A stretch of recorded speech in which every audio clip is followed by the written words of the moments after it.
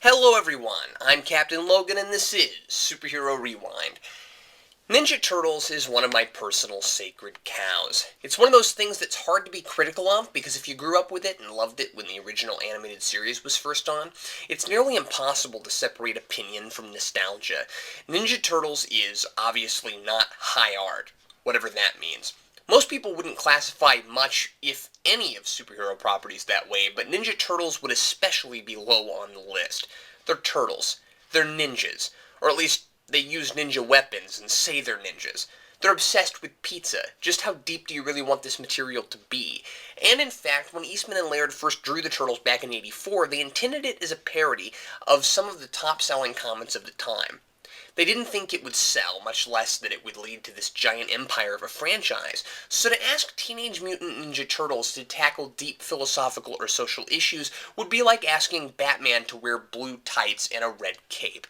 Ninja Turtles is about mutant superheroes being heroic, saving the world, and making amusing commentary about superheroes in comic books.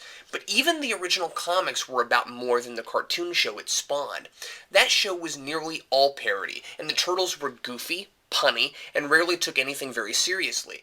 What made the comics funny is that four mutant turtles wearing face masks and fighting ninjas on the rooftops of New York was completely absurd, but they took themselves entirely seriously and were completely oblivious to the silliness of their own universe.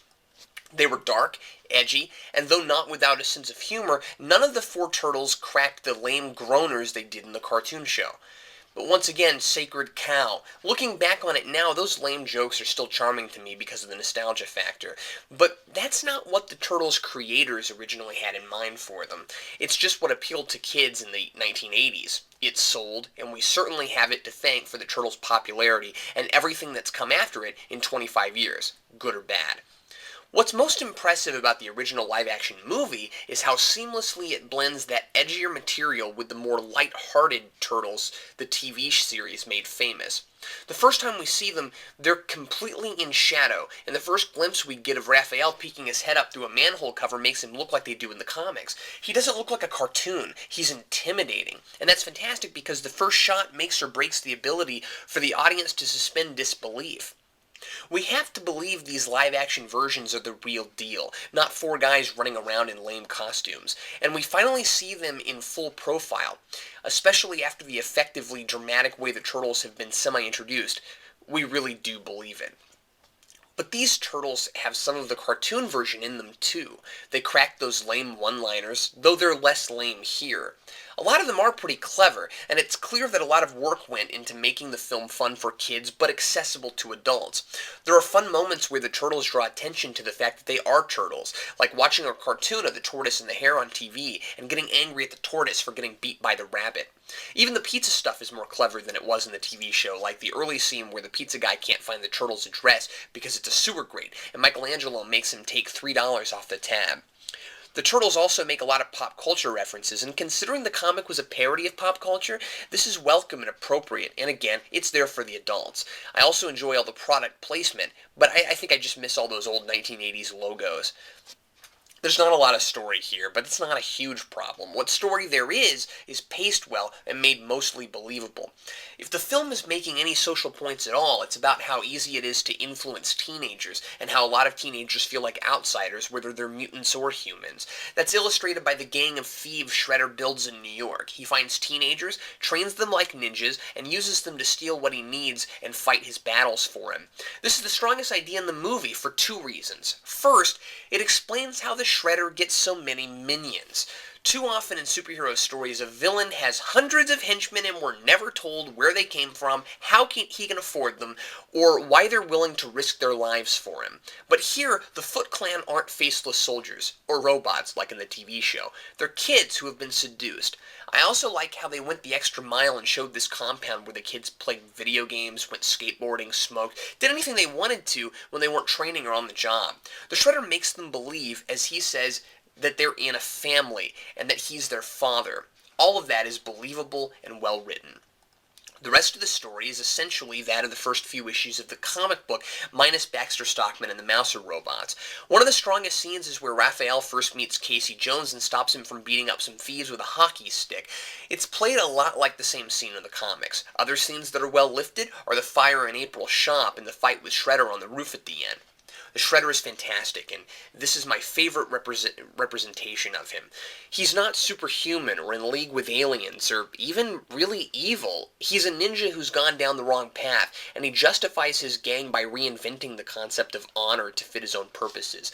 His costume is very similar to the comics and the TV show, yet is somehow more realistic. He's scary, and regardless of the purple color, it's not silly in the slightest. He's a man of few words, and his presence says a lot about him. Again, not a real deep character, but a presence. I also like how he isn't just looking for the turtles because they're the heroes of the movie and he has to have an obsession about them. He knows they're a major part of his past, and so it makes sense. As far as the turtles themselves go, as I said, they look and move great. The choreography of the fight scenes isn't brilliant, but there's only so much you can do with rubber suits and animatronics. I'm impressed they can backflip in those things. Leonardo and Raphael's characters are handled the best, as is their love-hate relationship that was always at the core of the best Ninja Turtle stories. I like how there's some character dimension created by Raphael getting hurt during a fight with the Foot Clan and Leonardo thinking it's his fault. Michelangelo and Donatello get some funny lines, but aren't given much to do. Michelangelo's role is mostly order pizza and make puns about it, and Donatello gets all the jokes the writers don't feel like giving to Michelangelo. I think that's because there isn't much tech in this movie, and Donatello is supposed to be a machinist. The only smart-sounding line he really gets is about how the floor in April's store isn't structurally sound, and I'll be the first to admit that after it caves in, it's hilarious. The large issue for me is that when it's all said and done, this isn't really the Turtles' story. It's Shredder's, it's Splinter's, and it's kind of Casey Jones's story. The protagonists of a story need to be proactive, so if it's a story about superheroes, the title characters need to be the ones who save the day, no matter what the film is about otherwise. In Ghostbusters, it's the Ghostbusters who destroy the Stay Puft Marshmallow Man. That should be a given, but that's not what happens here. Sure, the Turtles fight a lot.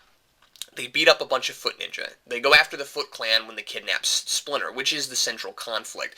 But the Foot Clan themselves aren't the main enemy, and at the end of the day, what counts is A, rescuing Splinter, and B, shutting down the Shredder's operation. Splinter is rescued, but by Casey Jones, and Shredder is defeated, but by Splinter, and kinda by Casey Jones. So we've got a film called Teenage Mutant Ninja Turtles, and though they have some character stuff and they try to save the day, they aren't the ones who do it. And looking at it critically, it's hard not to see their primary role as providing their own comic relief.